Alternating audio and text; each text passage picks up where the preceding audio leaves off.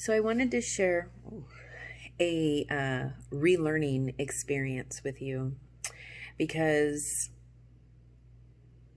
it's one of those things where your true calling is shown to you through the experiences that you go through. And, one of the things that I do as a life coach is pride myself on enabling people to live an alternative lifestyle. And I do that in such a way that I live it as well.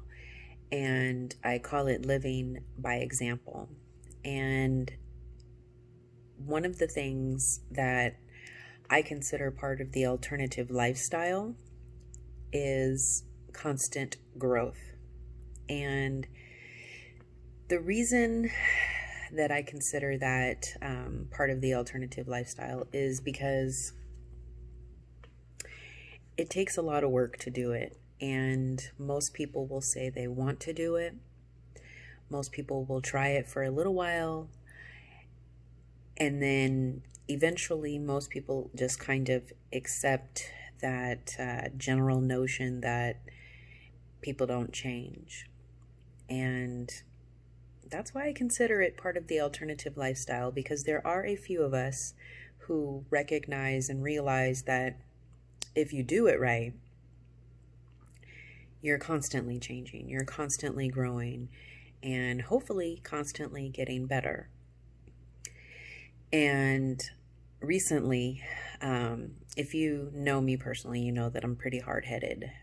I have to really experience something before I get it. So a lot of times the universe will send me the same lesson multiple times through multiple people, multiple scenarios and situations until I finally get it. And the idea for me that not everybody thinks like me and not everybody is where I'm at is a tough one for me, because I often feel like, I vibe so well with Jessica on every level almost except this, or I'll say, I can't believe that Stephanie and I weren't on the same page, and where did the miscommunication happen?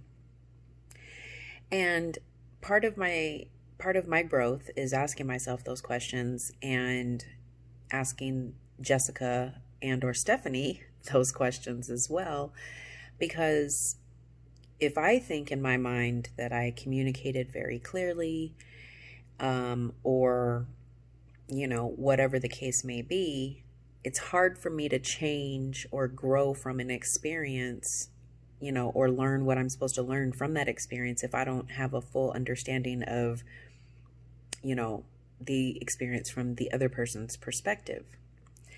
And I used to operate like this, and it would really just drive me crazy, because I just felt like, why doesn't everybody else think like this? Why doesn't everybody else act like this? Why doesn't everybody else move like this? And, recently I've had some issues with Jessica and Stephanie, and it's like,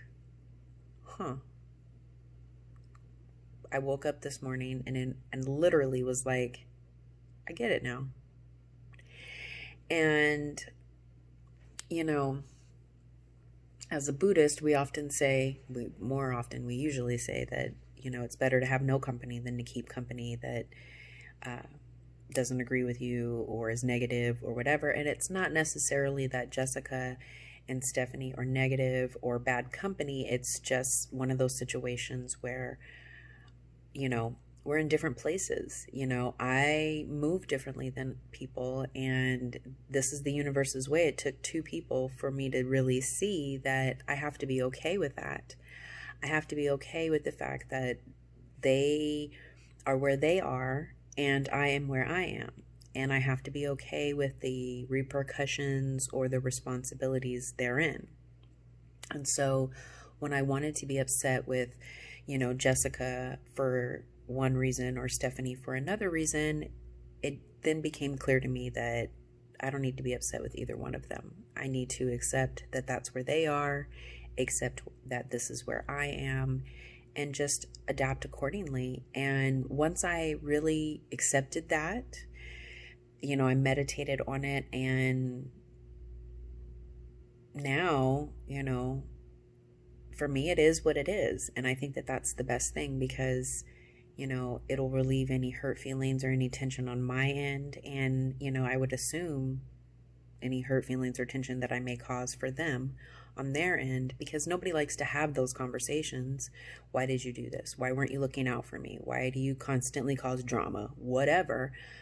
And so now I'm at a point where I don't need to have an understanding of why they did what they did. I just need to have a clear understanding of why I do what I do. Just my 2 cents. Peace and blessings.